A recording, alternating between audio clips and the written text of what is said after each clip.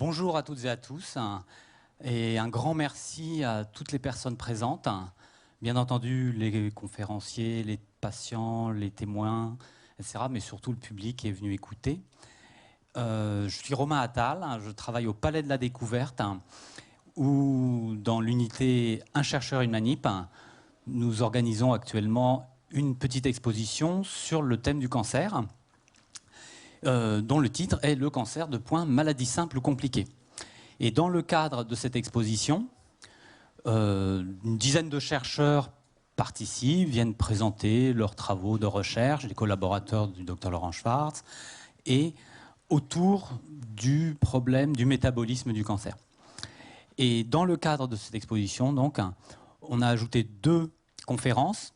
Le 14 septembre dernier, une conférence de Mireille Suma qui a eu lieu au Palais de la Découverte, qui sera en ligne prochainement. Et aujourd'hui, la conférence du Dr Laurent Schwartz, qui va nous parler donc de son approche et de l'approche métabolique du cancer en général, avec le même titre, donc le cancer, maladie simple ou compliquée, comment comprendre le phénomène cancéreux. Il y aura des témoignages de patients, c'est Laurent qui va gérer ça, au niveau du timing, à quel moment. Donc voilà, et il y aura bien sûr des questions, une interaction avec les auditeurs, n'hésitez pas, il y aura des micros qui vont passer.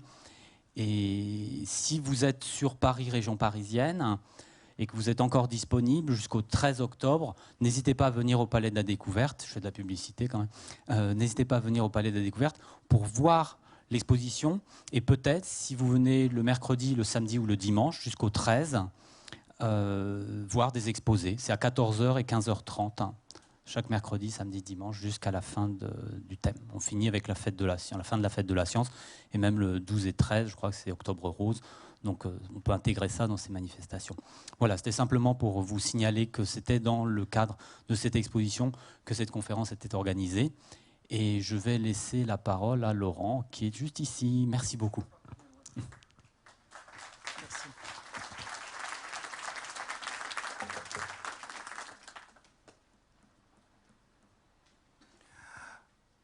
Bonjour, merci d'être venu malgré les gilets jaunes, la mort de Jacques Chirac et je ne sais trop quoi d'autre.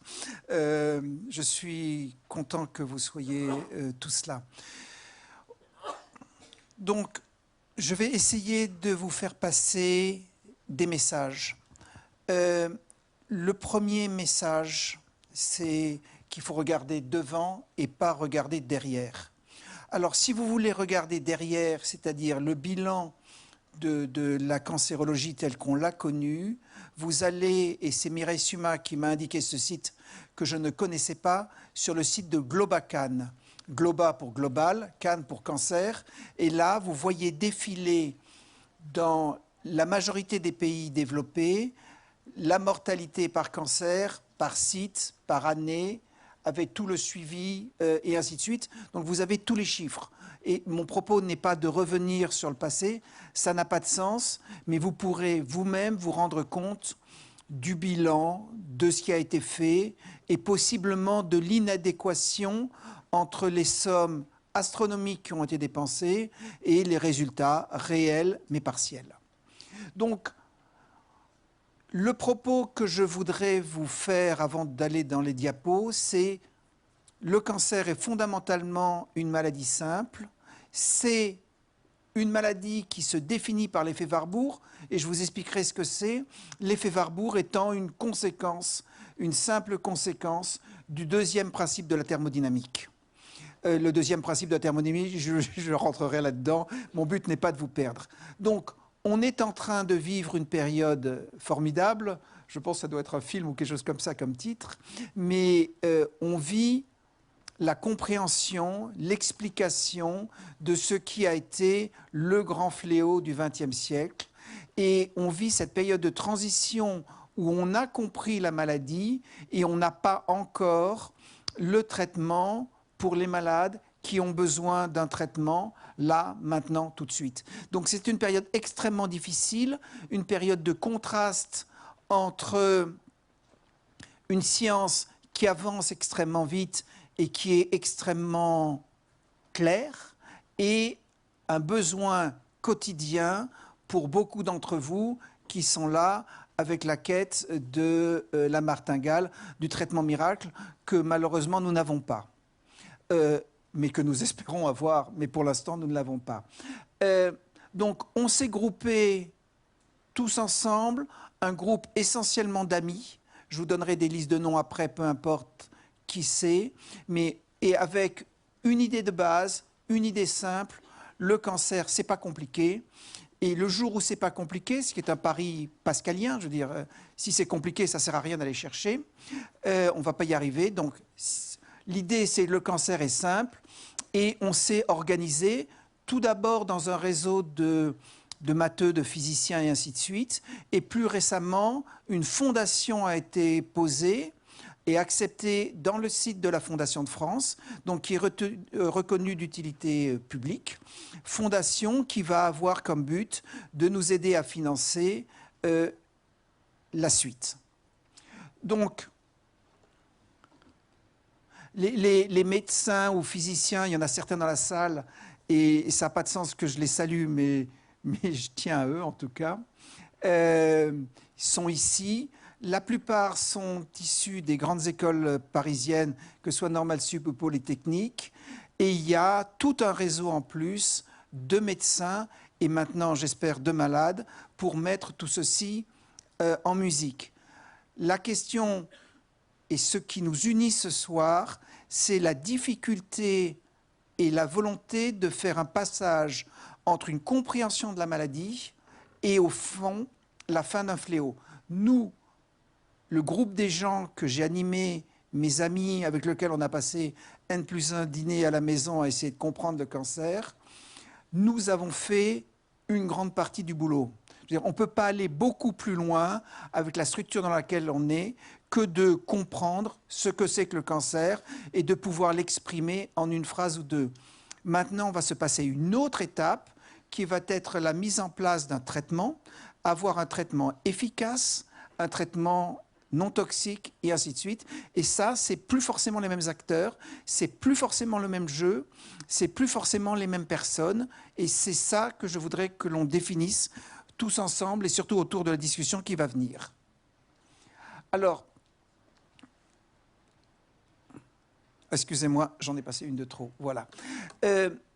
Moi, j'aimais quand j'étais avec un jeune étudiant, poser une question que je trouvais vacharde, mais au fond extrêmement symbolique, c'est qu'est-ce que le cancer?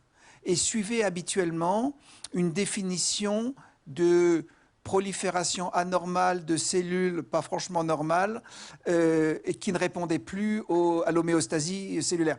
Enfin, des trucs qui n'avaient pas de sens. Et au fond, de quoi parle-t-on si on veut guérir le cancer? La première question, la première butée sur laquelle on était, c'était de quoi parle-t-on? Qu'est-ce qu'on a en face de soi? Qu'est-ce que la maladie? Et ça va être le propos de cette conférence, d'expliquer, j'espère en termes clairs et compréhensibles par tout un chacun, que le cancer n'est que l'effet Warburg, lui-même une conséquence de la deuxième loi de la thermodynamique. Alors, vous voyez bien que la définition du cancer a varié. Des notions aussi simples que les métastases sont des notions qui n'apparaissent dans la littérature scientifique que dans les années 1820-1830. Hein. Avant, on ne sait pas que le cancer peut métastaser, d'où on confond ça avec des maladies infectieuses. Puis vous avez les hypothèses d'Otto Warburg, on reviendra dessus, dans les années 1920. Warburg est un personnage qui n'est pas que très sympathique, excellent scientifique, prix Nobel, nominé pour un deuxième prix Nobel, dont les élèves, dont Hans Krebs, auront le prix Nobel. Je veux dire, c'est tout de même un monde extrêmement scientifique, mais qui refusait tous les contacts avec les femmes, vivait une vie d'ascète, ne mangeant que les graines de son jardin et ainsi de suite, et se coupant du monde.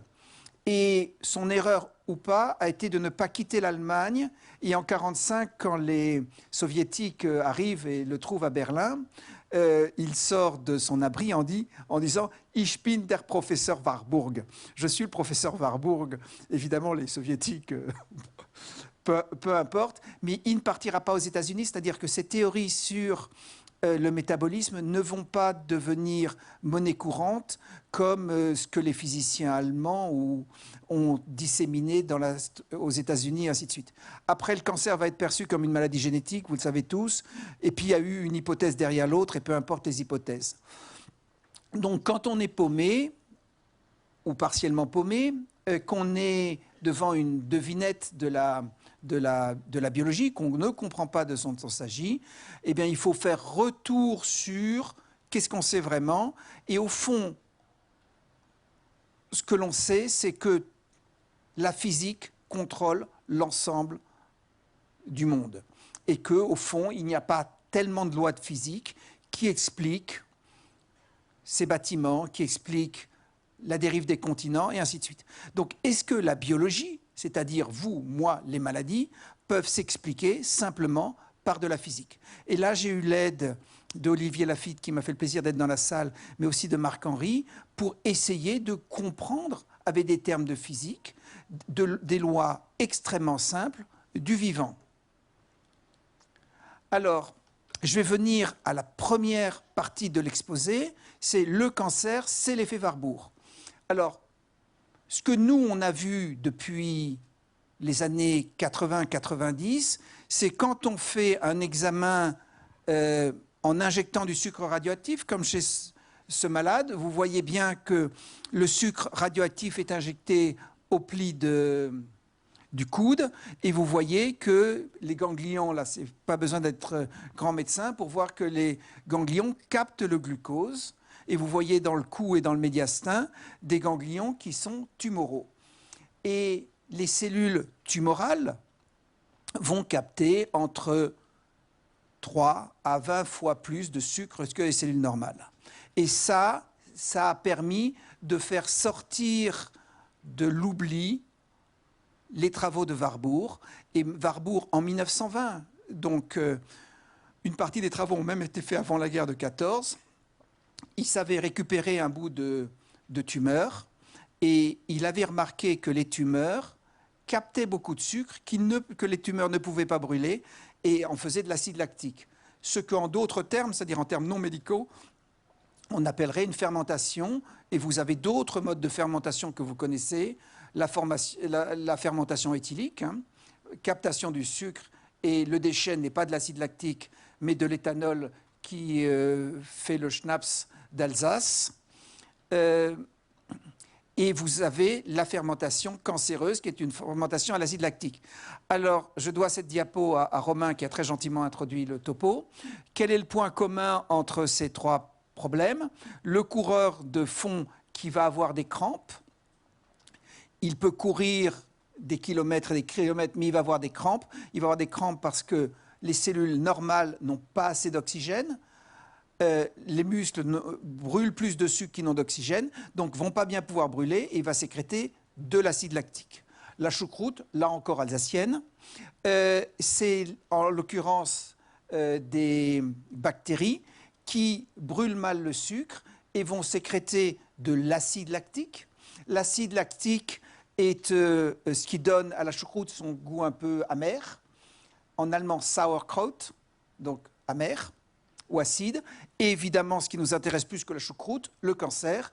Le cancer capte le sucre et sécrète de l'acide lactique. Donc vous avez ces trois phénomènes qui n'ont a priori rien à voir les uns avec les autres, mais qui peuvent s'expliquer par la fermentation lactique. Alors, deuxième diapo que je dois à Romain, le point commun entre ces trois paramètres, le dromadaire, hein, ça a deux bosses, je confonds toujours comme tout le monde, le coureur et maigrir. Alors, c'est un chameau? Excusez-moi. Bon, vous m'en voudrez pas, ça n'a rien à voir, les équations restent bonnes, même si je les mélange un jour sur deux. Mais bon, l'autre n'a qu'une bosse, mais c'est la même chose. Alors, quand vous voulez vous promener dans le désert avec un dromadaire, ou un chameau, peu importe, vous lui faites boire de l'eau, évidemment, et vous savez que vous pouvez partir en longue promenade dans le désert. Il va évidemment boire ou consommer l'eau qu'il a pris dans l'estomac, mais très rapidement, il a des réserves. Et les réserves du chameau, d'eau, c'est ses bosses. Donc je pensais, comme tout le monde, que c'était de la flotte. Ce n'est pas de la flotte, c'est de la graisse. Et quand la graisse se combine avec l'oxygène, ça va vous donner de l'eau. C'est de l'eau métabolique. Et vous avez quelqu'un qui est totalement fascinant, qui vit à la période de Galilée, qui s'appelle Severino Severino. Bon, tout le monde l'a oublié. Alors, comme il est de la noblesse, il a le même prénom que le nom de famille. C'est ce que j'ai appris. C'est comme ça chez les Slovènes. Enfin, ça fait peut-être très bien. Et il va vivre sur une balance. Il devait être psychologiquement un peu original, mais il va passer sa vie sur une balance et il va peser tout. Tout ce qui rentre, tout ce qui sort. Il va peser la sueur, il va comprendre la notion de transpiration, il va peser les excréments, liquides et solides, et la nourriture. Et il va se rendre compte qu'on sécrète, nous, vous, moi, 600 grammes d'eau par jour. Donc évidemment qu'on boit de l'eau, vous le savez tous, je veux dire, j'enfonce une porte ouverte, mais on fabrique 600 grammes d'eau. C'est ce qu'on appelle dans le jargon l'eau métabolique. Et c'est cette eau métabolique qui, en disparaissant progressivement, parce que la mitochondrie s'éteint, fait que nous avons l'aspect desséché. Quand vous prenez une photo de quelqu'un, vous voyez son âge, et vous voyez bien qu'un gosse est plus rembourré ou plus joufflu qu'un adulte, parce que son eau métabolique, sécrétée par sa mitochondrie, reste à l'intérieur de la cellule, et que la cellule est simplement plus humidifiée. Donc le sportif, lui, apparemment pour les marathoniens, ils peuvent courir 20-30 km et au bout de 30 km, ils passent en cétose et ils vont brûler leur gras. C'est ce qui parle de mur cétonique. Et la dernière personne, dont j'ai oublié le nom, est passé, donc vous voyez, a fait un régime drastique. Il n'a rien mangé pendant un an, un peu plus qu'un an, et il a évidemment survécu. Tout ça en brûlant ses corps gras. Donc on peut vivre avec un régime cétogène, on peut vivre en ne brûlant que son gras, que ça s'appelle un dromadaire ou un chameau, peu importe, ou quelqu'un qui est en surcharge pondérale et qui tient un an. Bon. Alors, juste pour revenir à l'effet Warburg, quelques mots un peu compliqués. Le glucose, le sucre, il peut arriver deux choses dans la cellule. La première, c'est le sucre est brûlé, ça vous fait du gaz carbonique et de l'eau, et beaucoup d'énergie, d'ATP. Et la deuxième chose, c'est il y a blocage. Et quand il y a blocage, c'est ce qu'on appelle l'effet Warburg, le rendement énergétique devient beaucoup plus faible. Et c'est ça le cancer. Et l'ensemble de la symptomatologie du cancer, c'est le sucre qui est capté, le rendement qui s'effondre, et donc la cellule, elle a faim, elle a besoin de manger, elle va capter de plus en plus de glucose. C'est l'imagerie que je vous ai montrée avant, et c'est ce qui va se passer et qui va expliquer la symptomatologie cancéreuse. Ça, c'est la même chose dit avec un schéma. Dans les cellules tumorales, le glucose ne peut pas être brûlé et il est transféré en lactate. C'est ce qu'on appelle l'effet Warburg, donc l'acidification du tissu à l'extérieur, parce que c'est de l'acide lactique, hein, je vous rappelle la choucroute, c'est piquant, c'est un peu acide, c'est la même chose, alors que les tissus normaux, eux, vont pouvoir brûler le pyruvate. Pyruvate, c'est 3 carbones, le sucre c'est 6 carbones, le pyruvate c'est 3 carbones, et c'est un nom facile à retenir. Pyruvate, c'est le feu, la purification, c'est le même mot, ça brûle. Et la cellule est incapable de brûler ce pyruvate, et c'est cette incapacité de brûler le pyruvate qui fait sortir du lactate. Alors, l'effet Warburg, c'est probablement une des grandes découvertes qu'on a fait, et au fond, c'était enfoncer une porte ouverte. L'ensemble de la symptomatologie cancéreuse, tout ce qui fait le cancer, tout ce qui nous décrit la complexité du cancer, c'est l'effet Warburg. Et là, je dois beaucoup à Frédéric Bouillot de m'avoir beaucoup expliqué toutes ces voies métaboliques. Il y a Maurice Israël qui m'a initié à tout ça parce que c'est pas que simple. Moi, je suis radiothérapeute de formation, donc l'effet Warburg, j'avais vu ça dans les bouquins, mais je l'avais vu entre plein d'autres choses.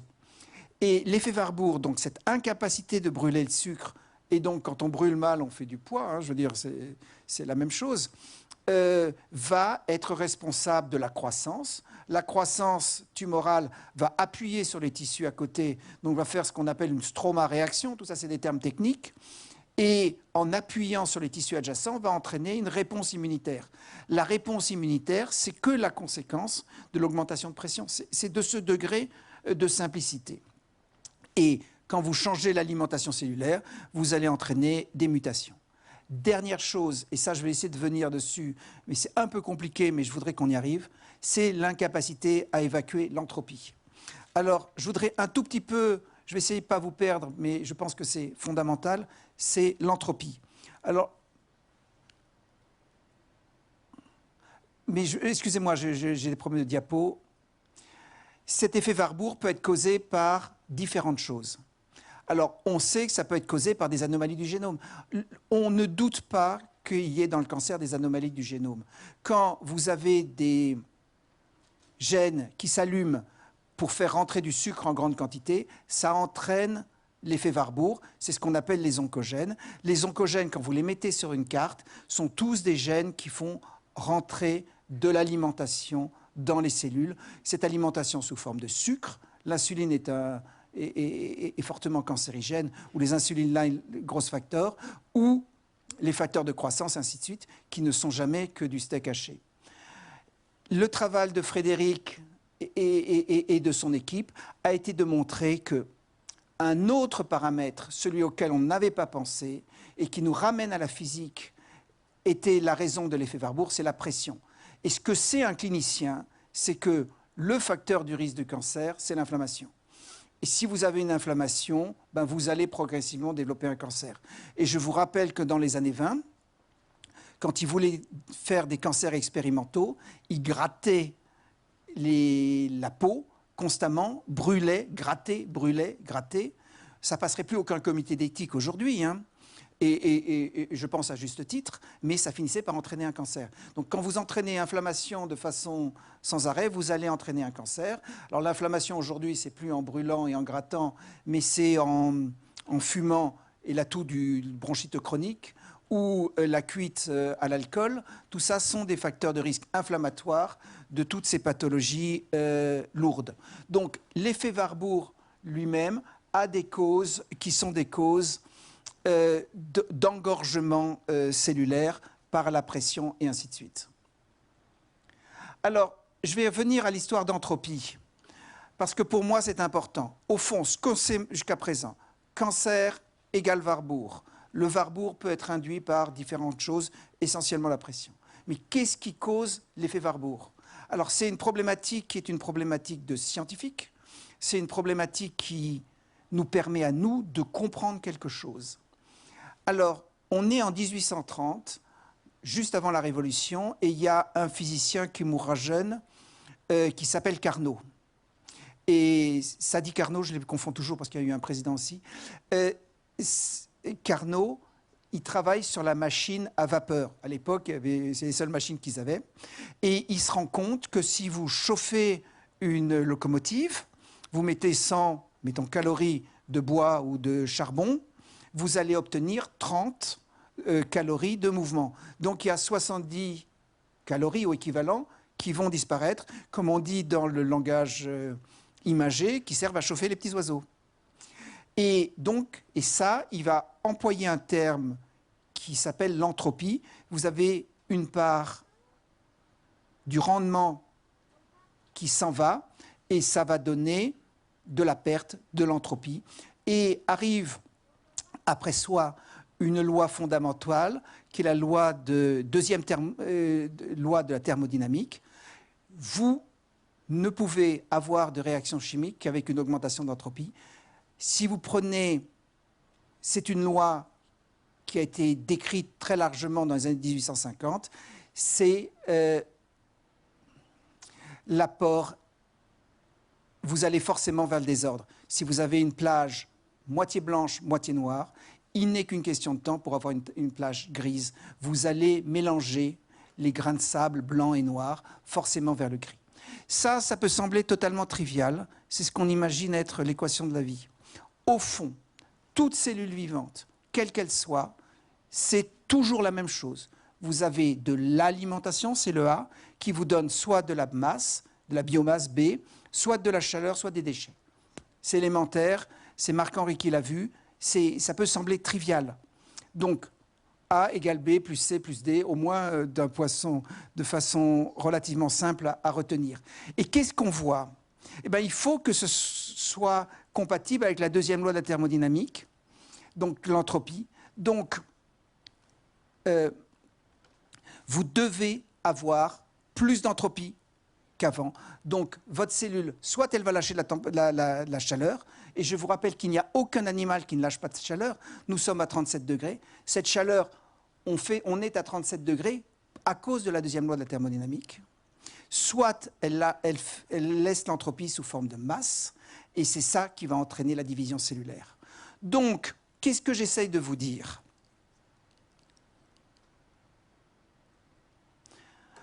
La cellule, elle peut faire deux choses. Soit elle fait de la masse, c'est l'entropie qui passe sous forme de masse, et ça se divise en deux.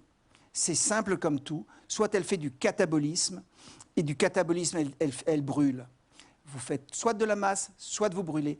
Et tout en biologie peut être compris, soit par faire de la masse, soit par brûler.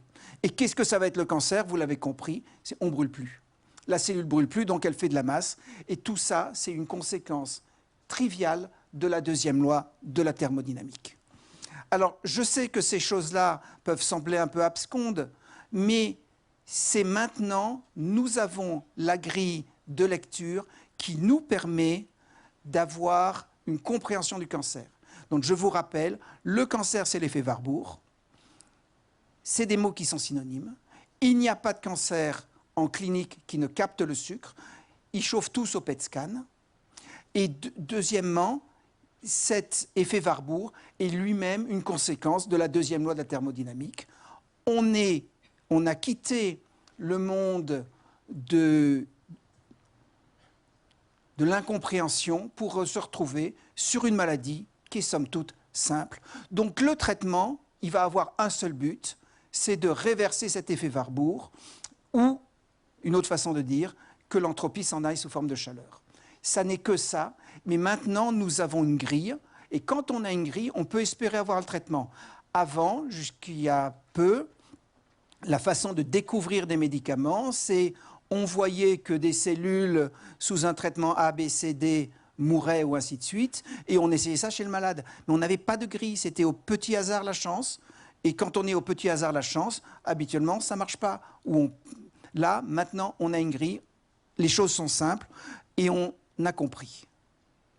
Je vais passer l'eau métabolique. Ce que j'essaye donc toujours de vous dire, c'est que tout en biologie et en médecine peut se lire par les yeux de la physique, y compris le vieillissement. Le vieillissement qui nous afflige tous d'une façon ou d'une autre, c'est le dessèchement, ce qu'on voit de façon élémentaire, ce dessèchement qui est lié à la diminution de sécrétion d'eau par la mitochondrie, qui elle aussi fait de l'eau, et qui nous assèche. Alors, jusqu'à présent, comment est-ce qu'on essayait de traiter le cancer? On savait que quand la mitochondrie marchait mal, on faisait des radicaux libres. Ces radicaux libres, vous avez dû en entendre parler, ce sont des mots qui sont forgés dans les années 1950 parce que des spécialistes de l'industrie du pétrole vont travailler dans le cancer et ils retrouvent les radicaux libres qu'ils avaient l'habitude d'étudier dans l'industrie pétrolière. Et donc, ils vont parler des radicaux libres. Et au fond, ces radicaux libres sont simplement dus à une chose, la mitochondrie marche mal. Quand la mitochondrie marche mal, eh bien, il y a des tas de choses qui devraient être excrétées. Je parle de l'entropie. Essentiellement, les électrons. Les électrons n'arrivent pas à sortir. Les électrons ne sortant pas, c'est un jeu de billard et de fabrication de radicaux libres qui vont détruire. Et la seule façon qu'on avait compris à l'époque, comme vous avez des radicaux libres et qu'il faut les traiter, ben vous bombardiez de radicaux libres. Et si vous aviez de la chance, les radicaux libres allaient s'annihiler les uns les autres. Et c'est probablement comme ça que marche la radiothérapie. Et c'est probablement comme ça que marche la chimiothérapie. La chimiothérapie, c'est extraordinairement toxique. On ne peut pas faire une chimiothérapie sur une veine périphérique. Il faut mettre un porte-4, enfin un petit endroit où on injecte la chimiothérapie dans la veine, et dans ces cas-là, vous mettez dans une grande veine, ça passe, parce que ce sont des produits extraordinairement corrosifs. Et pour ceux qui ont été infirmiers ou étudiants en médecine ou n'importe quoi, une des grandes peurs qu'on a, c'est de faire couler la chimiothérapie en dehors de la grosse veine, parce que ça fait des trous. Donc, on essayait de traiter ces radicaux libres par d'autres radicaux libres, y compris la radiothérapie, la chimiothérapie. Ce que je vais essayer de vous amener, c'est que vous avez d'autres traitements extrêmement efficaces, probablement, infiniment moins toxiques, qui vont traiter ces radicaux libres et qui vont détoxifier ces électrons qui nous polluent le cancer. Bon, je vais passer ça. Donc, vous avez compris, on a maintenant, grâce à la physique, un tableau plus global, plus profond, que celui qui était avant, où on a une carte de lecture. Cette carte de lecture nous permet de comprendre que la chimiothérapie et la radiothérapie marchent, mais qu'elles marchent probablement en jouant sur l'effet Warburg, mais que vous avez d'autres façons de traiter. Et ça, nous allons passer maintenant à une deuxième partie du topo progressif. C'est qu'est-ce qu'on fait actuellement pour essayer de trouver de meilleurs traitements. Alors, évidemment, comme on veut améliorer la façon de brûler, la façon la plus élémentaire, ça serait d'injecter des mitochondries. Seulement, on sait très bien au laboratoire, et c'est déjà pas facile, mais d'injecter des mitochondries chez un malade, un vrai malade, l'injecter dans sa tumeur et pas ailleurs, au fond, on en est très loin. Donc, est-ce que l'on peut faire redémarrer la mitochondrie ou est-ce qu'on peut faire autre chose? Alors, il y a différentes techniques qui sont en train de se développer. La première chose, c'est quand on a un moteur qui s'emballe, c'est vrai pour quand on cale, enfin quand on calait dans les anciennes voitures, on réduit l'apport de nourriture. C'est ce qu'on fait pour que la voiture redémarre, c'est ce qu'on essaie de faire pour le malade. On réduit l'apport de nourriture et il y a N+1 papier dans la littérature qui montre que de diminuer l'apport de glucose, mais aussi d'alimentation, diminue la croissance du cancer. Vous pouvez jouer sur la glutamine, vous pouvez relancer la mitochondrie. Enfin, il y a N+1 technique. Je vous montre juste qu'une façon classique de lever l'effet Warburg, c'est la chimiothérapie. Là, c'est une patiente, vous devez voir là, qui a 2 métastases hépatiques. Vous voyez ces images où ça fixe le sucre. Après la chimiothérapie, les métastases hépatiques ont disparu. Donc, la chimiothérapie lève l'effet Warburg. Le seul problème, c'est qu'elle tue aussi des mitochondries et qu'on se retrouve l'un dans l'autre avec un traitement un temps efficace et après extrêmement toxique. Et quand ça redémarre, on court derrière la maladie. Enfin, tous les cancérologues, malheureusement, savent ça. Bon.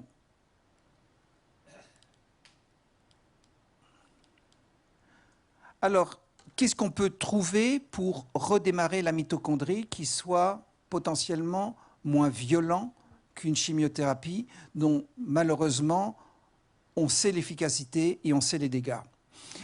Alors nous, ce qu'on avait fait à l'époque, c'est que ça remonte maintenant à 2007, les premières publications, donc ça n'est pas hier. On avait montré que l'acide lipoïque redémarrait la mitochondrie. Depuis, il y a plus de 300 publications qui montrent que ça marche. Je veux dire, on a été confirmé à droite, à gauche. Quand on a commencé, il n'y avait aucune publication sur le cancer. Il y a des publications sur l'Alzheimer pour l'acide lipoïque. Et depuis, il y a eu plein de publications qui confirment que chez la souris, mais aussi chez l'homme, il y a une forme d'efficacité. Et l'hydroxycitrate, qui est la deuxième molécule qu'on a poussée, le groupe de Guido Kremer, Gustave Roussy, a confirmé l'efficacité et ça a été confirmé aussi à Harvard. Donc tout ça, la science, c'est-à-dire le fait qu'en redémarrant la mitochondrie, vous levez le Warburg, que les cellules poussent moins vite et pour les physiciens ici, que ça fasse plaisir, vous permettez à l'entropie de partir, eh bien tout ceci, à mon avis, est au-delà de la discussion scientifique. Parce que ça a été largement fait et refait. Alors, bon, ça c'est pour souvenir du passé, pour ceux qui ne savent pas, c'était les souris innocentes qui ont été injectées avec des tumeurs. Vous voyez que la souris, vous injectez en 1 mois et demi, elle est morte. donc 1 mois et demi après l'injection. C'est des souris, hein, c'est pas gros, une souris c'est 20 grammes. Et quand la tumeur fait de l'ordre d'1 gramme, vous devez l'euthanasier. Et que par contre, quand vous traitez avec AL plus HC, l'acide lipoïque hydroxycitrate, vous arrivez à ralentir la tumeur.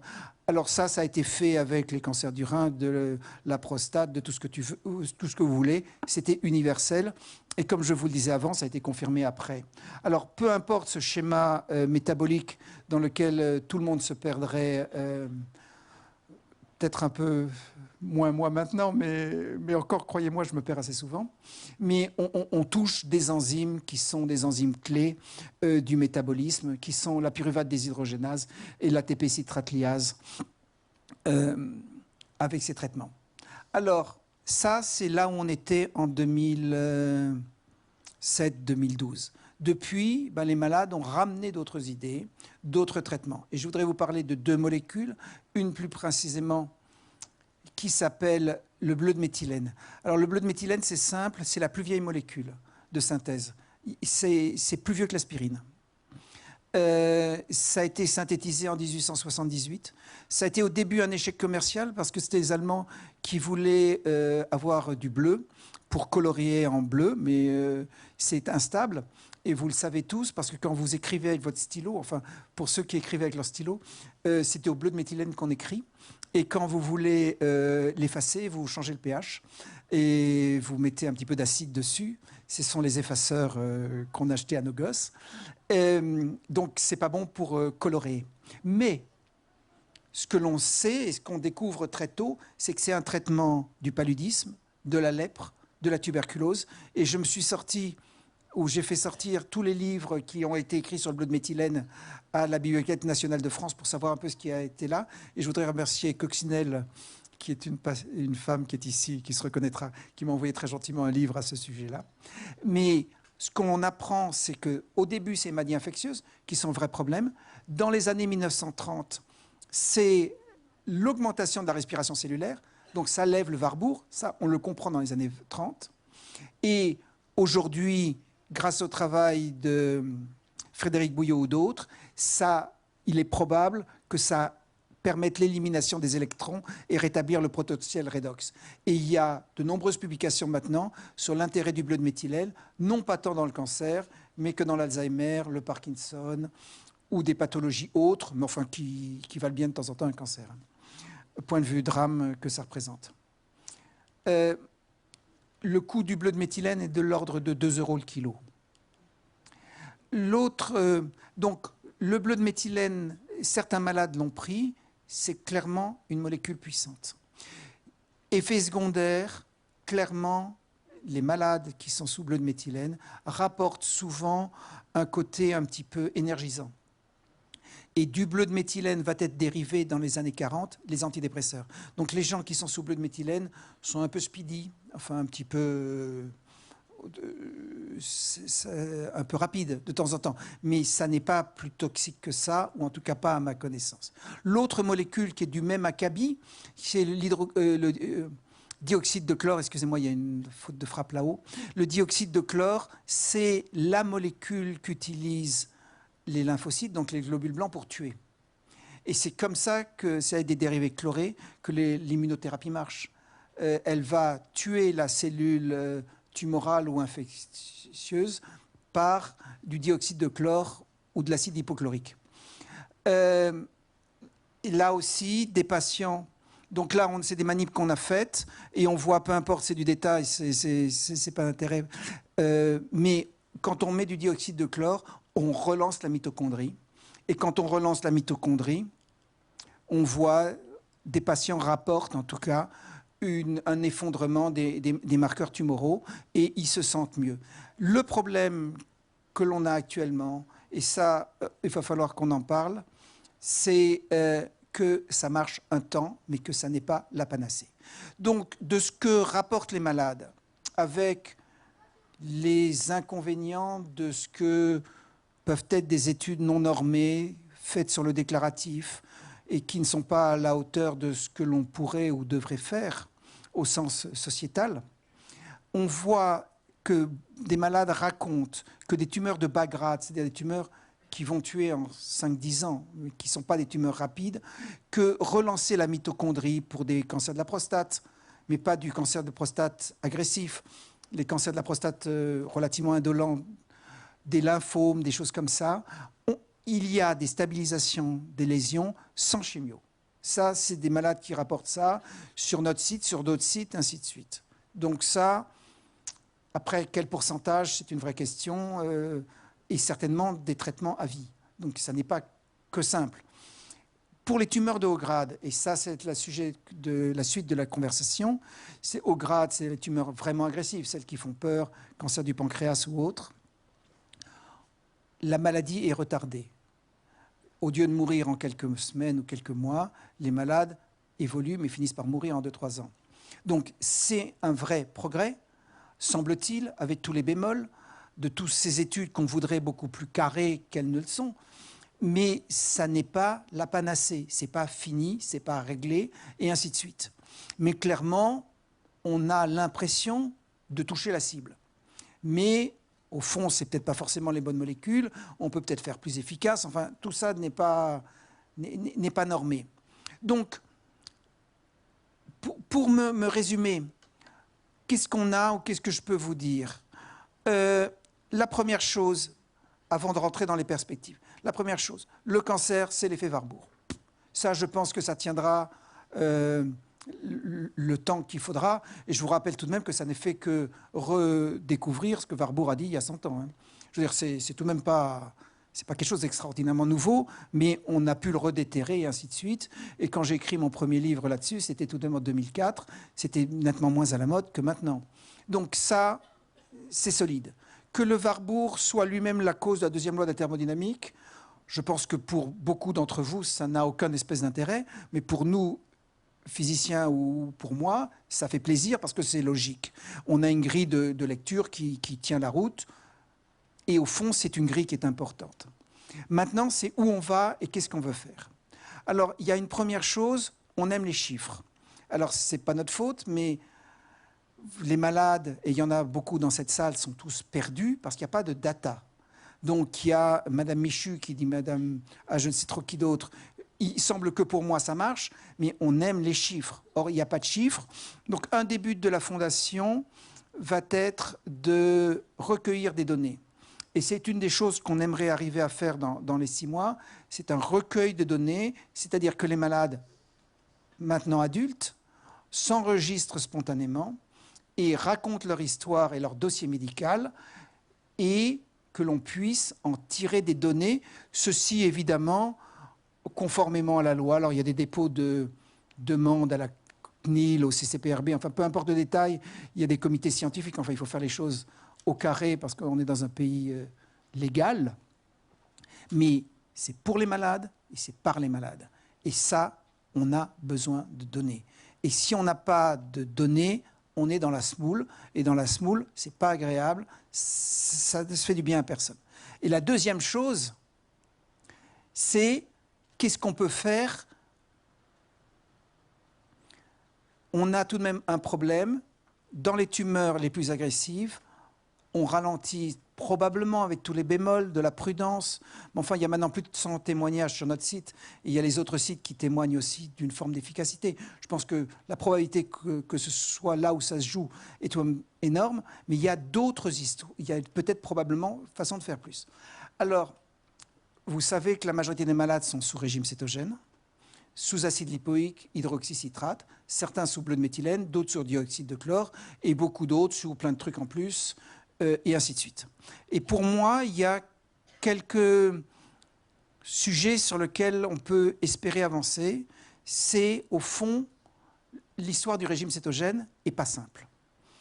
On voit que les malades vont mieux, on voit qu'ils sont contents, on voit que les tumeurs poussent moins vite, mais d'alimenter énormément en gras les tumeurs n'est pas forcément que bon. Je vous rappelle que la tumeur, elle, ne peut pas brûler son sucre, donc il faut bien qu'elle tire son énergie de quelque part.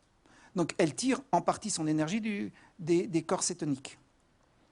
Et je vous rappelle que les corps cétoniques, donc les dérivés du gras, sont la seule source, a priori, ça je le dois à Maurice Israël, d'acétyl-CoA. Donc, est-ce que l'on peut bloquer ou espérer bloquer l'entrée des corps cétoniques dans la tumeur? Et si on arrive à y arriver, pour l'instant on n'y arrive pas, on peut espérer bingo. Parce que c'est une voie majeure qui n'a pas été explorée, dont on a tout lieu de penser qu'elle puisse être majeure et que ça puisse marcher. Mais vous savez, c'est comme tout dans la recherche, ça marche pas, on ne sait pas. Et l'autre façon, c'est régénérer les mitochondries. Alors la façon de régénérer les mitochondries qu'on a actuellement, c'est le sport.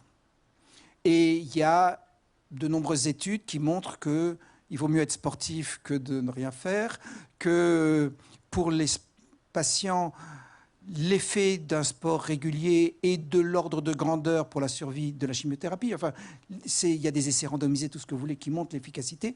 Mais est-ce qu'on peut faire mieux que ce dont on dispose actuellement? Alors, moi, j'ai eu la chance qu'un patient m'envoie les travaux de Lakowski. Alors, dans les années 1940, ou 30 plutôt, donc avant-guerre, il y a eu des gens qui ont essayé des champs électromagnétiques pour traiter le cancer. Et dans les livres, moi j'en ai aucune expérience, on voyait des régressions tumorales cutanées de façon évidente. Au fond, on ne sait pas ce qui fait se multiplier les mitochondries. Et quand vous tapez dans les serveurs médicaux qui s'appellent PubMed ou Google Search ou ce que vous voulez, on n'a pas d'explication. Certaines cellules ont beaucoup plus de mitochondries. Le cœur, c'est 40% de mitochondries. On ne sait pas pourquoi il y a plus de mitochondries à un endroit qu'à un autre. Quand on ne sait pas, c'est que probablement il y a de la physique dans l'air, parce que c'est les choses qu'on n'a pas étudiées. Et il est probable que des champs électromagnétiques, c'est probable, je suis de loin pas dans le... puissent être efficaces pour majorer le nombre de mitochondries. Voilà ce que moi je pouvais espérer vous dire. Donc je vous résume. Première chose, le cancer c'est le Warburg. Ça, comme je vous disais plus avant, ça tiendra la durée du temps. Deuxièmement, nous vivons une période de transition où notre travail à nous de découvreurs est en partie fait. Maintenant, et c'est à la Cité des Sciences et grâce à Romain Attal que tout ceci peut se dire, il est nécessaire que d'autres prennent le relais. On a monté une fondation, on a levé un peu d'argent, mais il est temps et que les patients, dont beaucoup sont ici, se mettent à bouger eux aussi. Ça, c'est une question d'argent. Moi, j'ai jamais aimé l'argent au sens personnel. Et comme vous le savez, j'ai jamais fait payer un malade. Mais maintenant, c'est une question d'argent. Et c'est surtout une question d'énergie. Et je vais laisser la parole à deux personnes. La première, c'est Ghislain, qui est là-bas quelque part, oui, qui va lui vous expliquer, pour ceux qui sont là, son propre parcours. Et après, Alain va parler. Il va se poser la question de comment on s'organise. Et nous ne sommes bons, nous, médecins, à une partie qui est la science, mais on n'est pas bon en politique, en organisation. Je veux dire, c'est pas le même boulot, c'est pas les mêmes gens, et ainsi de suite. Et il est temps que le relais soit pris. Tu passes? Merci.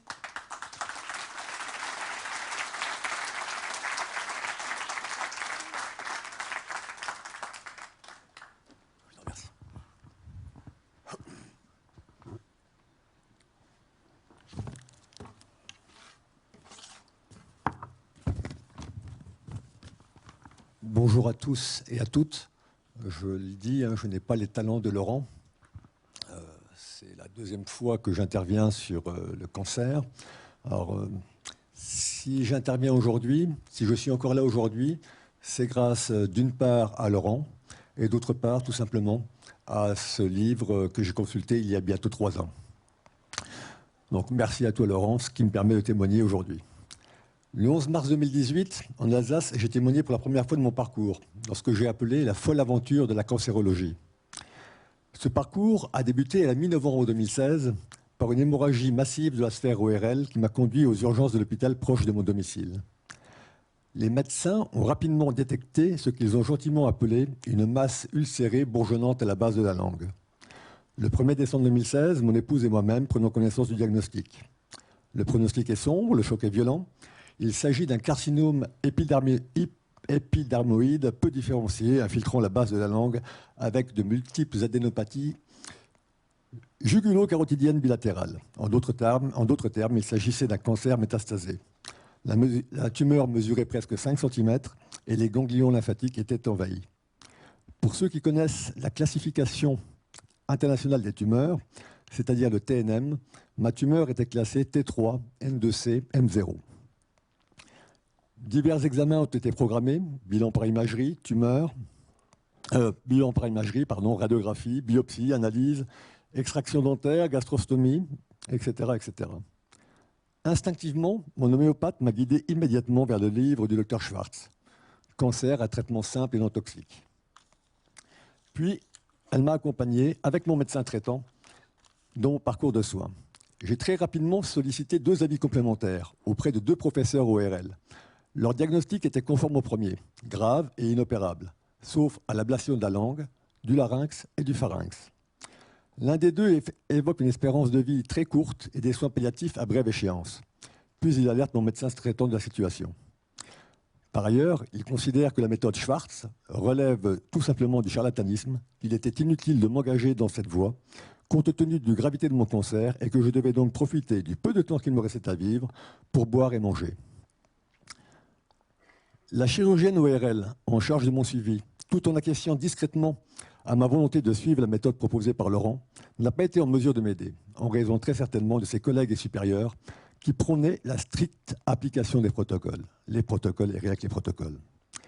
Aussi, accompagné de mon médecin traitant et de mon homéopathe, entouré des miens, parents, enfants, famille, amis, et surtout de mon épouse, j'ai, dès le début du mois de décembre 2016, débuté le traitement métabolique en y associant une alimentation cétogène stricte. L'oncologue et le radiothérapeute ne m'ont été d'aucune aide dans ma démarche Schwartz. Pour eux, les protocoles, rien que les protocoles. Après la pose d'une sonde de gastrostomie et de l'extraction d'une partie de mes dents, les hostilités thérapeutiques ont démarré le 28 décembre 2016. Il s'agissait de m'administrer de manière concomitante 3 séances de chimiothérapie avec 35 séances de radiothérapie. S'agissant d'un cancer ORL, rien n'a été simple. Au fur et à mesure des séances de radiothérapie, mon œsophage se fermait. Très rapidement, il m'était impossible de parler, boire ou manger. La sphère ORL était en feu. Au cours de cette période, j'ai consulté à 3 reprises un coupeur de feu. Celui-ci a été d'une efficacité remarquable, en atténuant grandement les douleurs dues aux brûlures de la radiothérapie. Pour m'alimenter, l'hôpital et la structure de santé d'accompagnement ne m'ont proposé que des poches de nutrition qui provenaient des grandes industries agroalimentaires et pharmaceutiques. Celles-ci contenaient des glucides et des protéines en grande quantité, ce qui allait bien entendu à l'encontre d'une alimentation cétogène. Les internes fuyaient mes questions ou m'indiquaient que je devais minimiser l'impact des glucides dans le traitement du cancer. Je parle des internes car je n'ai vu mon oncologue qu'une seule fois durant le traitement. J'ai dû, là encore, me battre à chacune de mes hospitalisations pour faire admettre à l'équipe médicale de ne pas m'administrer des poches de glucose. Dans un premier temps, mon épouse m'a préparé pendant plusieurs semaines mes repas cétogènes qu'elle a liquéfiés pour que je puisse les ingérer par la sonde gastrique. Muni d'une seringue, maxi format et d'un bol, je m'injectais mes repas directement dans l'estomac. En effet, j'ai refusé d'utiliser la pompe de distribution qui m'aurait privé de liberté une grande partie de la journée.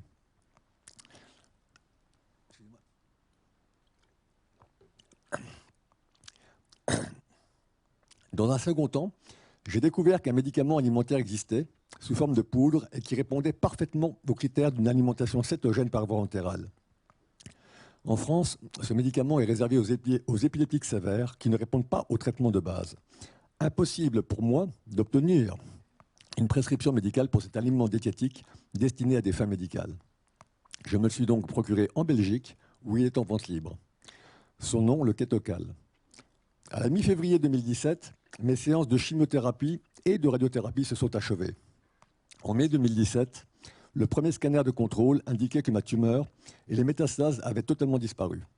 22 semaines après la découverte de mon cancer, me voilà sur le chemin de la guérison, de la rémission.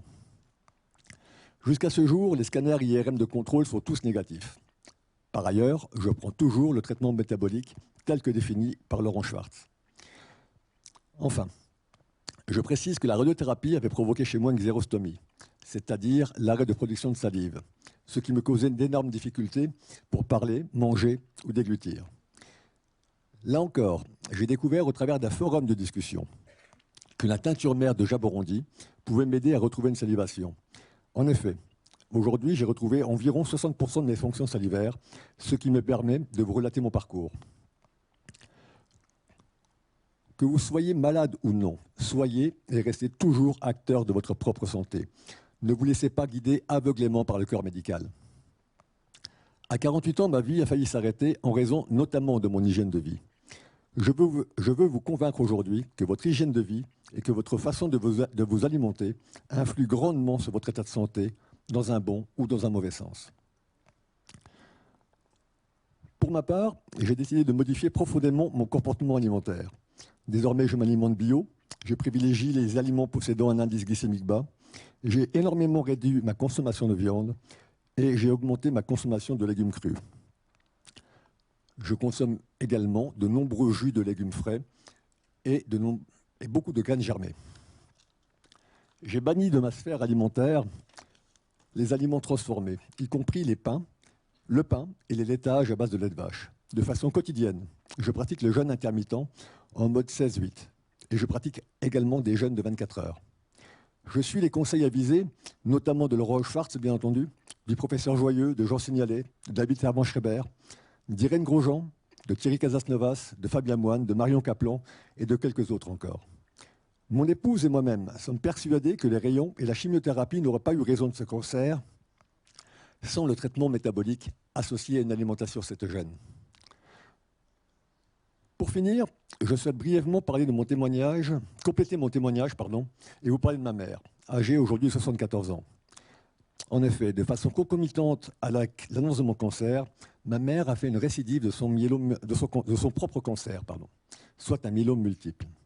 Durant 18 mois, l'oncologue, l'hématologue et le radiothérapeute ont essayé sans succès différents protocoles thérapeutiques classiques.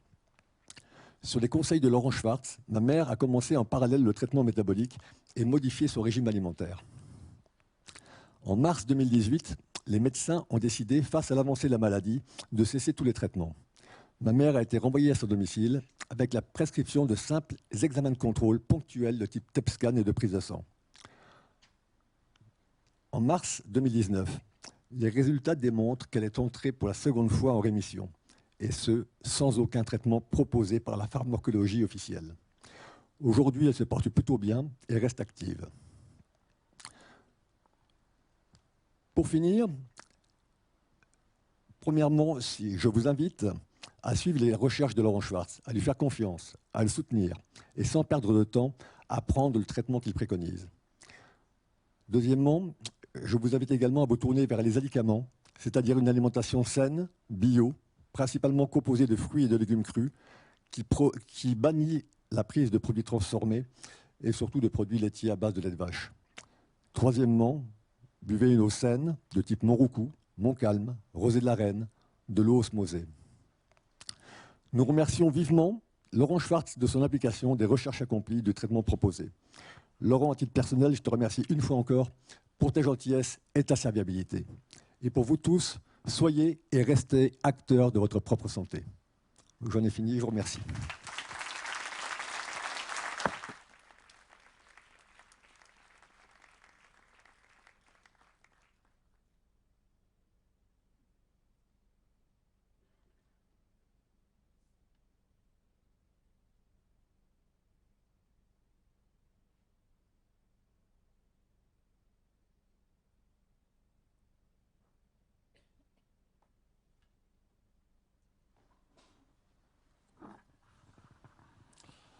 Bonjour, je m'appelle Alain Schmitz et je suis un patient du Dr Schwartz. Je n'avais pas l'allure que j'ai aujourd'hui, bien qu'étant un ancien pilote de chasse, donc quelqu'un qui a toujours eu une bonne santé et une bonne forme. Il y a 4-5 ans, j'étais en train de mourir. Mon épouse qui est dans la salle pourrait vous en parler mieux que moi. Je me traînais les pieds. J'étais quelqu'un qui avait perdu le sens d'avoir même envie de me bagarrer tout compte fait. À ce moment-là, je rencontre par une amie commune qui était avocate et qui travaillait je ne le savais pas où elle travaillait à l'école polytechnique, qui me dit: j'ai traité les brevets déposés par un de nos chercheurs qui a trouvé apparemment quelque chose d'intéressant pour lutter contre le cancer. Et elle m'arrange, à ma demande, un rendez-vous. Je rencontre Laurent Schwartz. Et je tombe sur le personnage qui vient de vous parler. J'écoute le discours et je suis convaincu, en ayant déjà, à ce moment-là, j'avais récupéré un de ses livres que j'avais lu, dévoré, et je suis convaincu d'entrée de jeu qu'on peut se sortir du cancer et qu'on peut s'en sortir brillamment, et qu'il ne s'agit pas d'un calvaire implacable où la solution est la mort inévitablement, comme on voit dans la plupart des cas. Je suis aussi convaincu que la médecine officielle n'a pas réussi à débarrasser l'humanité de cette maladie terrible, parce que finalement, ce que les gens savent, à mon avis trop peu, c'est que depuis une trentaine d'années, ce qu'on nous annonce cycliquement comme résultat sensationnel dans le domaine des traitements du cancer, eh bien, tout ça ne marche pas. Parce qu'il y a 2 ans, on était 300 000 nouveaux cas de cancer tous les ans en France. L'année dernière, environ 350 000. On sera 500 000 dans les 2-3 ans à venir. Et on n'a pas encore réussi réellement à trouver des solutions. En tout cas, la médecine académique officielle refuse d'envisager d'autres solutions. Parce que quand vous proposez des études cliniques, par exemple, et Laurent Schwartz a expérimenté ce problème, on vous répond a priori oui, pourquoi pas, mais quelques jours plus tard, les 100 000 euros que ça coûterait ou 150 000 euros que ça coûterait, on vous dit: ah, mais vous vous rendez compte, ah ben non, on n'a pas de budget, c'est pas possible. Alors, pour revenir à mon expérience, vous avez eu mon prédécesseur à ce pupitre vous a expliqué sa maladie. Je ne vais pas revenir à la mienne d'expérience. Il s'agissait d'un cancer de la vessie de grade 3 qui a été très rapidement suivi par un problème de prostate où mes PSA s'envolaient à vue d'œil, et puis en dernière prime par un cancer de la peau, où là, il a fallu quand même un peu de bistouri parce que j'avais un véritable trou dans le nez qui était en train de s'aggraver et j'avais des problèmes partout ailleurs sur la peau. Ça s'est passé, c'est fini, on ne reviendra pas comment ça s'est passé. Simplement, il faut que vous sachiez que l'application de la piste métabolique, traitement cétonique, acide alpha-lipoïque associé à l'hydroxycitrate de calcium, avec la connaissance de ce qui se passe quand on a un cancer, donc la notion de l'effet Warburg, toutes ces choses qu'il nous apprend dans ses publications et qui sont faciles à comprendre, eh bien, quand on est armé de tout ça, on peut non pas mettre un point d'arrêt définitif, mais très largement endormir ce cancer. On peut l'endormir, on peut le mettre dans un petit coin, et si on a un très bon moral, on peut revivre une vie parfaitement saine. Regardez-moi, j'ai 77 ans, et croyez-moi, je cours encore pas mal, je fais encore pas mal de sport, je fais beaucoup de vélo, et je pense que tout le monde peut arriver à faire ça. Très bien. La seule chose qui est le vrai drame, tout compte fait, c'est d'être tous ces malades que nous sommes ou avons été, isolés, ne communiquant pas, n'échangeant pas leurs recettes, parce que finalement, que ce soit l'acide alpha-lipoïque, l'hydroxycitrate de calcium, ou le bleu de méthylène, ou le dioxyde de chlore, tout ça, ça marche, c'est vrai. Mais il y en a d'autres aussi. On pourrait rajouter l'artémisine, qu'une biologiste chinoise a réussi à mettre au point après 40 années de recherche. Elle a eu d'ailleurs un prix Nobel pour ses recherches. Et on a aussi un effet de l'artémisine sur le cancer qui est semblable à l'effet provoqué par le dioxyde de chlore ou bien le bleu de méthylène. Donc toutes ces recettes, on en a tous. Mais on ne s'en parle pas souvent assez, et on devrait beaucoup s'en parler. Et quelle serait la meilleure façon de faire? C'est de s'unir. Et s'unir, c'est quoi? C'est la fondation créée par Laurent Schwartz, par exemple, et toute la communication qui peut en découler.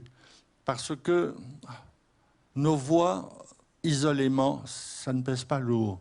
Mais si on s'y met tous ensemble, à mon avis, on arrivera à transformer ce cancer, à le ramener à sa véritable valeur, c'est-à-dire finalement une maladie comme les autres et qui n'est pas sans solution et qu'on peut vaincre certainement. On est presque arrivé à le faire, encore un petit effort. Et je n'ai pas envie de m'éterniser plus longuement, je crois que c'est vraiment ce qu'il faut faire. Il faut que nous en parlons tous et que nous nous unissions, que nous participions au même combat, tous ensemble, contre cette fichue maladie, et on va gagner. Croyez-moi, on va gagner. Voilà.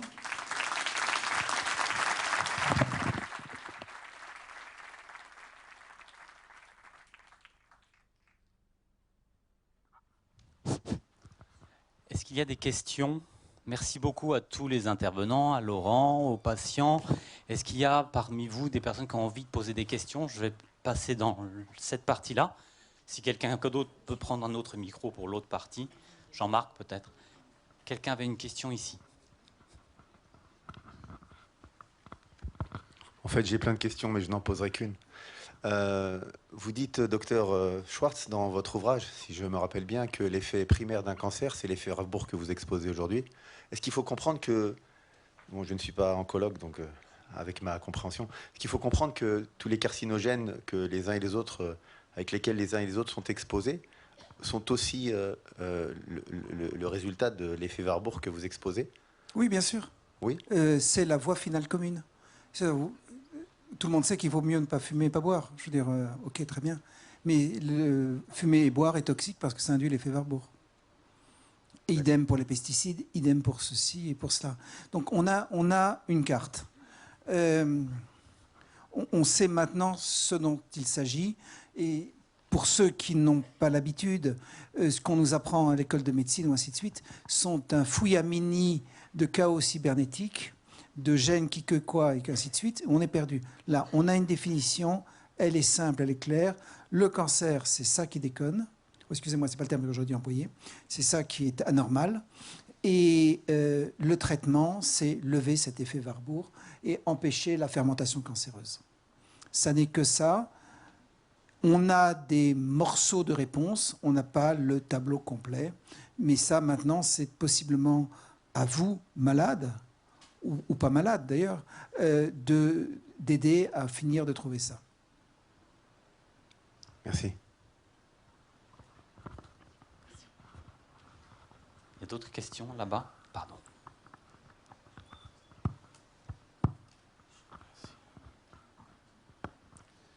Oui, bonjour. Merci de me donner la parole. Je vais poser une question. À mon avis, d'autres ici auraient envie de poser la même. En tout cas, moi, voilà, je suis malade. J'ai un cancer du rein métastasé de stade 3. Et j'ai vu des témoignages sur YouTube ou ailleurs sur Internet. Et je suis convaincu que je dois suivre ce que vous proposez parce que ça aide beaucoup de gens.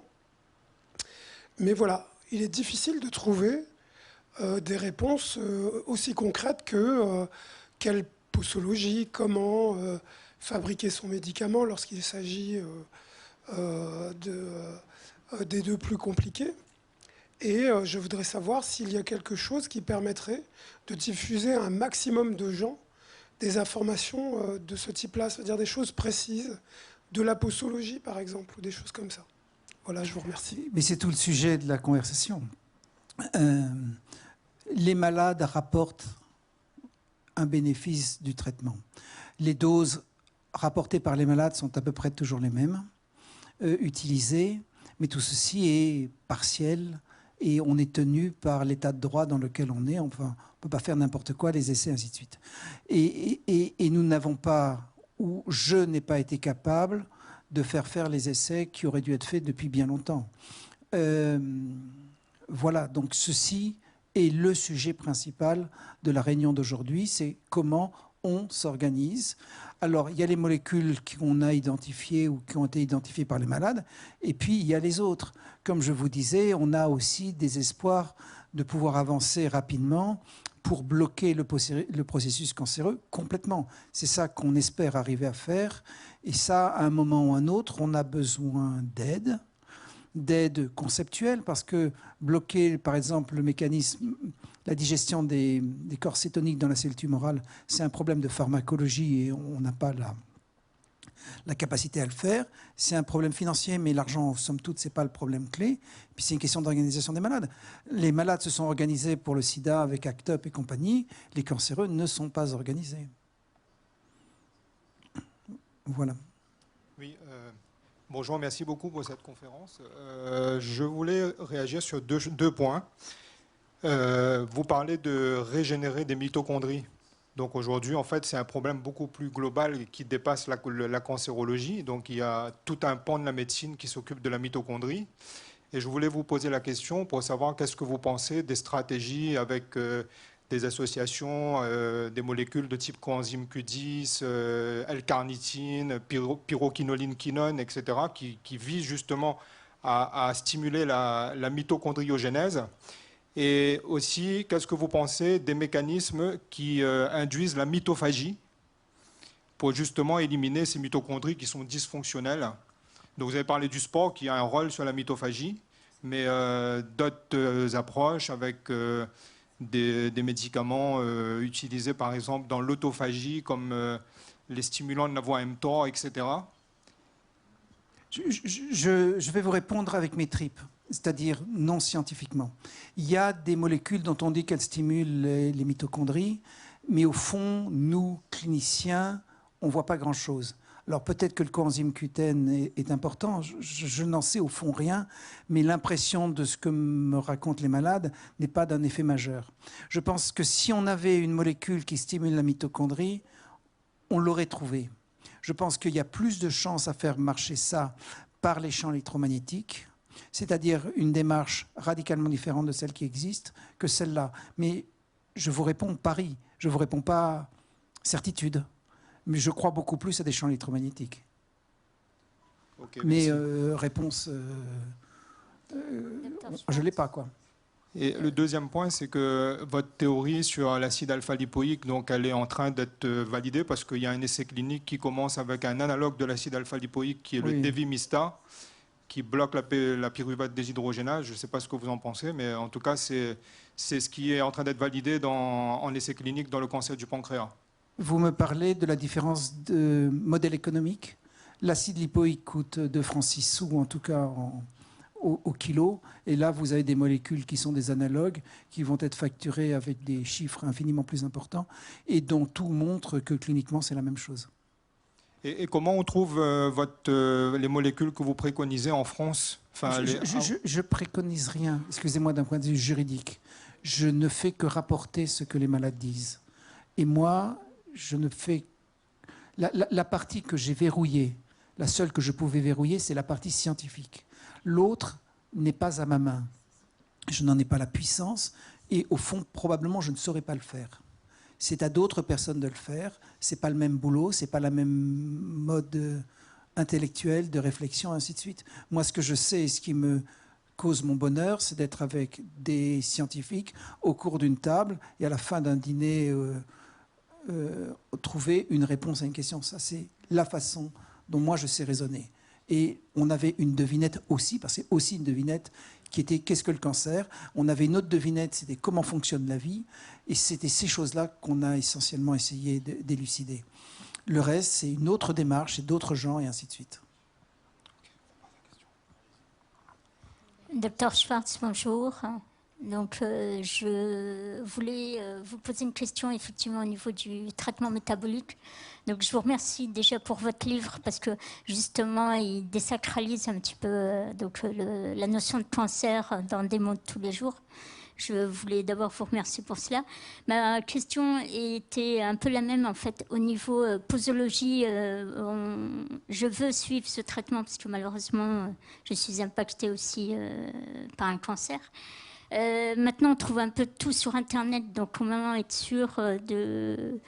Je n'ai pas la réponse, madame. Je comprends bien le désarroi dans lequel vous êtes, mais il faut que vous entendiez que ce sont des métiers différents, qu'il y a un cadre juridique, qu'il y a des lois et qu'on ne peut pas déroger à ces lois. C'est à l'État de faire des essais ou le laisser faire. C'est à des fondations de lever l'argent pour y arriver. Nous ne pouvons pas nous mettre à leur place. Les malades, entre eux, peuvent se parler. C'est autre chose.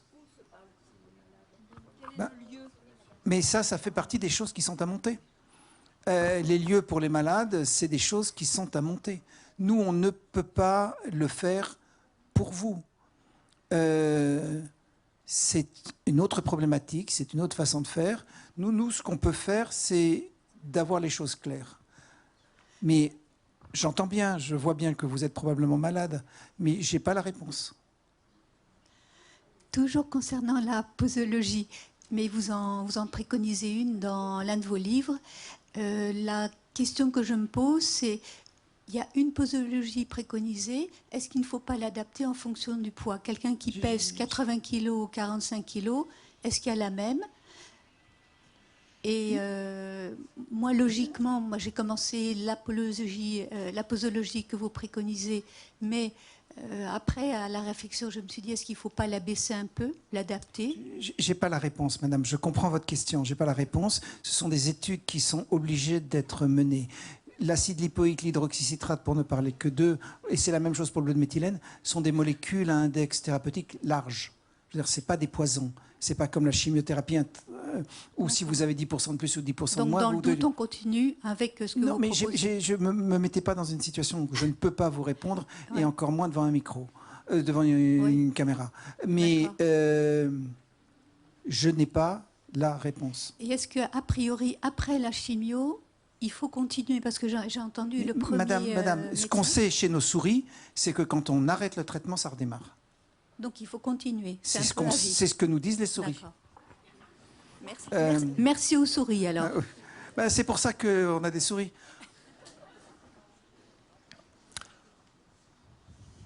S'il vous plaît. Oui, moi j'aimerais intervenir. Voilà, j'ai mon épouse qui est actuellement traitée pour une tumeur au cerveau, qui est en lien avec un précédent cancer du côlon, qui a suivi votre méthode. Et donc, en fait, son erreur, je pense, en vous écoutant et en écoutant le témoignage, c'est qu'elle a ralenti le régime cétogène et surtout le protocole. Et donc, la question que je vais vous poser, la difficulté, c'est de trouver des médicaments comme la metformine sans ordonnance. Donc, y a-t-il une liste de médecins proches de votre approche qu'on pourrait consulter parce que, par exemple, son médecin traitant, à l'époque, elle avait eu le cancer du côlon, a refusé de lui prescrire, par exemple, de la metformine ou du Voltaren. Monsieur, je vous ramène à la loi. Nous n'avons pas le droit de faire ça. Okay. C'est légalement impossible pour moi de le faire. Évidemment que je connais des médecins, évidemment qu'il y a des médecins qui prescrivent, c'est souvent dans le registre des médecines douces, mais légalement, nous n'avons pas le droit. Nous n'avons pas le droit d'avoir de sites qui font de la publicité à des confrères. C'est contraire à la légalité. Maintenant, vous êtes des malades, ou en tout cas, il y a beaucoup de malades dans la salle. Les malades peuvent s'organiser. Vous n'avez pas les mêmes contraintes juridiques que nous, mais nous avons des contraintes juridiques. Oui, okay. C'est à moi. Oui, bonjour docteur. Tout d'abord, je voudrais vous remercier pour votre conférence. Je suis une malade et je souhaiterais parler aux personnes présentes pour suggérer une action des patients, justement. Donc, il faudrait quelqu'un qui maîtrise les nouvelles technologies pour pouvoir faire une action commune. Est-ce qu'il y aurait quelqu'un dans la salle qui pourrait créer une plateforme qui s'appellerait peut-être OncoOp ou autre chose? Et à ce moment-là, tous les patients pourraient, ou même les proches des patients, pourraient parler autour d'eux de cette plateforme et pour essayer de justement diversifier l'action, enfin les actions qui seraient préconisées par les nouvelles méthodes de la recherche du docteur Schwartz. Voilà, c'est tout ce que je voulais dire. Je pense qu'il est fondamental que les malades s'organisent. Il y a on Guy sait pas sous Tenenbaum, quelle qui est forme, en très fait. actif sur Internet, qui est là-bas. On ne sait pas sous quelle forme on pourrait Oui, s'organiser. mais ça, après, moi, j'ai pas, Mais je veux dire, voilà.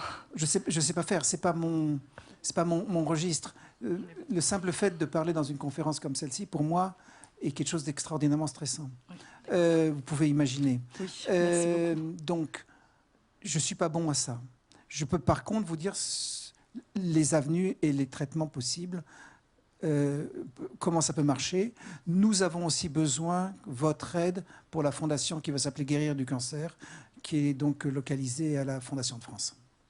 Merci beaucoup. Bonjour, docteur Schwartz. Merci beaucoup pour votre intervention. J'ai lu vos livres et dans vos traitements, vous préconisez des acides. Alors j'aimerais savoir, quand on a un cancer, est-ce qu'il vaut mieux avoir un terrain acide ou un terrain alcalin? Attendez, ça dépend de quoi vous parlez. La tumeur est acide à l'extérieur. Il y a l'acide lactique, celui de la choucroute qui sort, qui va vous digérer les tissus sains. Donc c'est acide à l'extérieur et c'est alcalin à l'intérieur. Parce que l'acide désoxyribonucléique, c'est assez logique tout ça, est démailloté et transcrit quand on est dans le milieu alcalin. Donc il faut acidifier l'intérieur, alcaliniser l'extérieur. Voilà. Après, il y a des façons de faire, et ainsi de suite. Et le dioxyde de chlore, le bleu de méthylène, probablement, hein, tout est dans le probable, c'est comme ça qu'ils agissent. Oui, bonjour, professeur. Merci de votre... Je suis là. Ici. Oui, d'accord. Merci pour votre conférence. Ma question se poserait sur l'acide ascorbique. Parce que mon modeste travail de recherche m'ont montré que le professeur Kaya est sur un projet de bons résultats pour l'acide ascorbique. Est-ce que vous avez entendu parler Je n'ai aucune expérience de l'acide ascorbique. Il y a une patiente que je ne connaissais pas, qui m'a raconté sa leucémie, qui était une leucémie aiguë grave, qui a pris, je crois, 25 grammes d'acide de vitamine C, quoi, intraveineuse, et dont la tumeur a été éradiquée comme ça. Mais je n'ai aucune expérience. Il y a des bons résultats à l'université d'Iowa. Je ne fais que vous rapporter ce que m'a dit cette femme. Et moi, la seule chose que, quand j'entends quelque chose comme ça, est-ce que c'est vrai ou est-ce que c'est faux? Donc quand vous entendez ça, est-ce que vous avez affaire à quelqu'un de mythomane ou à quelqu'un qui existe? C'est une étude, monsieur. Je parle d'une étude enregistrée. Je vous réponds. Donc quand quelqu'un vous raconte comme ça, j'ai demandé qu'elle me communique le dossier, ce qu'elle a fait, et le dossier montre bien que le cas est réel. C'est tout. Je ne suis pas au courant de données d'acide de vitamine C à haute dose dans les tumeurs qui aient été positifs. Alors après, comme toujours, comme c'est une vieille molécule, il y a peut-être des choses que je n'ai pas vues, mais je ne crois pas qu'il y ait d'essais qui aient été faits et qui aient été positifs. D'accord, merci. Mais tout ça, ça vaut la peine d'être essayé, hein, à mon avis. Merci, monsieur. On est tous très touchés par votre intervention. Tous, monsieur. Merci. Merci à vous. Est-ce qu'une personne qui a un cancer, par chance, c'est pas moi, est-ce qu'une personne qui a un cancer, si elle diminue très fortement tout ce qui est sucré, met des chances de son côté pour s'en sortir? Merci. Oui, c'est le régime cétogène. C'est ce que je vous disais, c'est sur les tumeurs de bas grade, clairement, on a l'impression que ça a un effet. Les tumeurs les types cancer de la prostate pour lesquels en début d'histoire ou ce genre de choses, clairement on a l'impression d'une efficacité.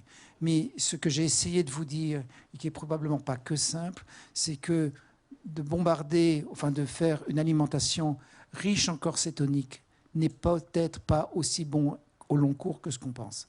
Je veux dire, scientifiquement, c'est encore débattu. Bonjour. Bonjour docteur, merci pour votre intervention. En ce qui concerne l'acide alpha-lipoïque... Bonjour. Bonjour. Donc vous parlez beaucoup de l'acide alpha-lipoïque. D'après mes recherches, mon humble petite recherche, on parle beaucoup du sodium R-lipoïque. C'est la même chose. C'est la même chose, d'accord. Enfin, la façon dont je l'ai lu, hein, vrai, fausse, acide lipoïque, sodium R-lipoate ou le racémique et tout ça, c'est des différences financières. Ce n'est pas des différences scientifiques. D'accord. Mais c'est une opinion, ce n'est pas une certitude. Merci. On va laisser parler Guy. Bon, pour ceux qui ne le connaissent pas, il est extrêmement actif sur Internet.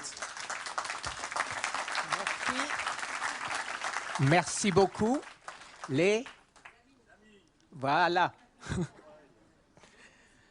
Alors, moi, ce qui m'a ému dans la conversation, dans l'exposé de Laurent, c'est sa première phrase. Voilà. On ne peut pas accepter que le cancer soit une maladie incurable. Voilà. Après, la deuxième chose, il faut que les malades s'organisent. Vous le savez, ceux qui me connaissent, c'est ce que j'essaye de faire. Et aujourd'hui, Laurent vient d'annoncer une fondation, il vient d'annoncer une feuille de route pour trouver les malades et comptez sur moi pour mettre mon site et toute mon énergie à votre disposition. Contactez-moi de manière à ce qu'on fasse une liste importante de tous les malades et que ces malades, ensemble, nous allons gagner. Vous savez que le but, ce que j'essaye de faire, c'est que la maladie métabolique qu'est le cancer soit reconnue en tant que maladie métabolique. Et après ça, on a gagné. C'est aussi simple que ça. Merci.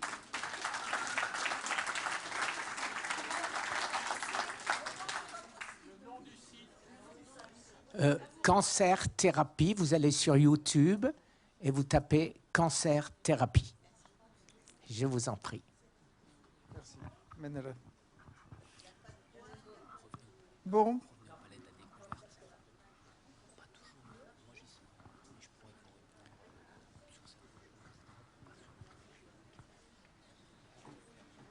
Merci, docteur. Merci avant tout à vous et à votre équipe et tout le travail qui est fait. J'ai une question, enfin j'ai deux questions très simples. Dans une des présentations, vous parlez d'acheter du bleu de méthylène Free Zinc. J'ai pas bien compris. Non? Sur une diapo, j'ai vu Free Zinc.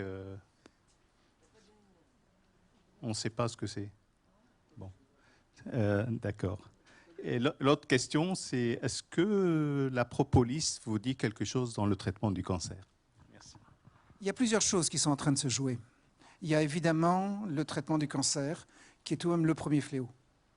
Il y a les malades qui sont un peu perdus là-dedans, avec cette sensation un petit peu d'être possiblement les derniers qui vont mourir, ou pas. Mais c'est la question, l'angoisse qui est au fond. Et derrière ça, il y a une deuxième question, c'est le modèle économique. Donc vous avez l'acide lipoïque, et puis vous avez des molécules qui s'appellent le CPI 613 ou d'autres, qui sont des copies qui vont sortir à des budgets infiniment plus importants. Vous avez le bleu de méthylène, et évidemment des gens qui vont vous dire que le bleu de méthylène contient du cobalt, du zinc ou je ne sais trop quoi dedans, et qu'il faut acheter le leur, le meilleur, et ainsi de suite. Je n'ai aucune idée si c'est bon, ou ça change quelque chose ou pas. Mais une des questions fondamentales est celle du modèle économique, et au fond derrière de la société dont on veut. Moi, tant que je serai pour la partie scientifique, nous avons une politique qui est claire, c'est pas de brevet, pas d'argent, et essayer d'avancer simplement pour la science. Et ça, c'est quelque chose auquel moi je tiens. J'avais posé des brevets sur acide lipoïque hydroxycitrate. Quand j'ai vu que les malades commençaient à en prendre, j'ai laissé tomber les brevets. Et nous voulons, enfin en tout cas je veux, pour que tout ceci reste aussi clean que possible et qu'on reste le plus loin possible des sirènes de l'argent qui ont fait beaucoup de mal à la cancérologie. Merci.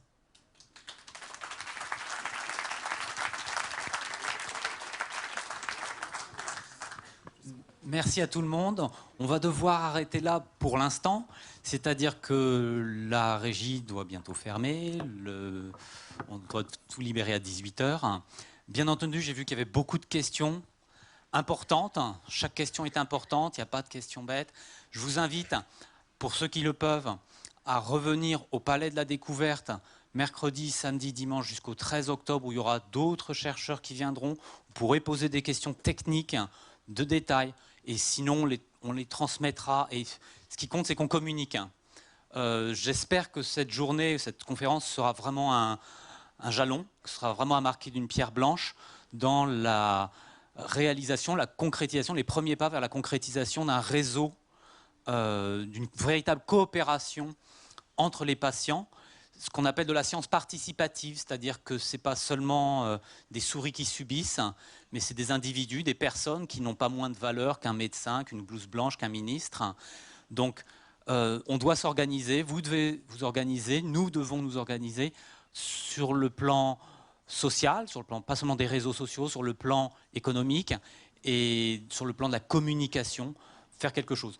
Je ne suis pas un communicant, moi je suis seulement un pédagogue entre guillemets, c'est-à-dire j'essaie de transmettre des connaissances scientifiques dans le cadre de mon travail au Palais de la Découverte, et c'est pour cette raison que je l'ai fait, et ça doit aller plus loin, c'est-à-dire qu'on est vraiment, comme le disait Laurent, pour les patients, par les patients, et donc la balle est dans votre camp, c'est ça en fait la conclusion, la balle est dans votre camp, c'est-à-dire que on pose des questions, mais on a aussi des réponses à apporter. Les patients de Laurent ont des réponses à apporter. Et globalement, il va falloir s'organiser, former un réseau. Voilà. Je voudrais juste dire encore un dernier mot. C'est une histoire qui, pour moi, remonte à largement maintenant 20 ou 30 ans. C'est aussi une très belle histoire d'amitié avec des gens que j'ai pu rencontrer. Je pense à Olivier, je pense à Frédéric, je pense à Jacques Arnaud qui est ici. Et tout ça, et Kamel. Et que tout ceci a été pour moi une histoire d'amitié, de combat joint et de l'espoir de faire quelque chose de nos propres vies. Je vous remercie.